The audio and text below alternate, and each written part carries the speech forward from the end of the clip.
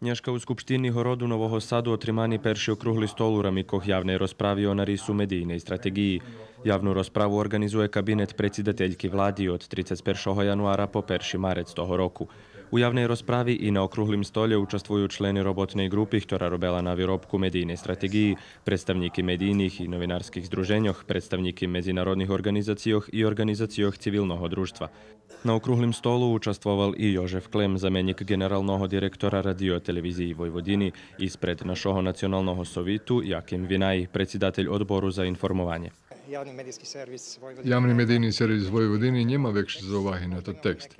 Może buz mamy odredzeni menší predklady, ktorí vyložíme u pisanej formi i voniše dotikajú zadovoljovanja informacijnih potreboh nacionalnih menšinoh.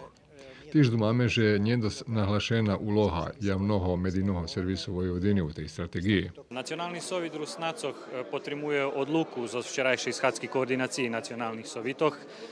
Na tej schadzki koordinaciji, na ktorej prisustvovali predsjedatelj našo nacionalnog sovitu i sekretar, prinješena odluka, že čast tej medijnej strategiji, ktorá še konkretno odnoši na informovanje na jazikoh nacionalnih menšinoh, neprilapijuca, pretože zmenšuje už zdobuti prava nacionalnih menšinoh i da jednih, ali većinu členov nacionalnih sovitoh vyključuje z odlučovanja o pitanjoh, ktorih še najdirektnejšie dotikajú nacionalnih sovitoh. Tekst narisu medijnej strategiji i šitski informaciji vjazani za javni rozpravi mož najst na sajtu vladi Srbiji i portalu EU Pravi.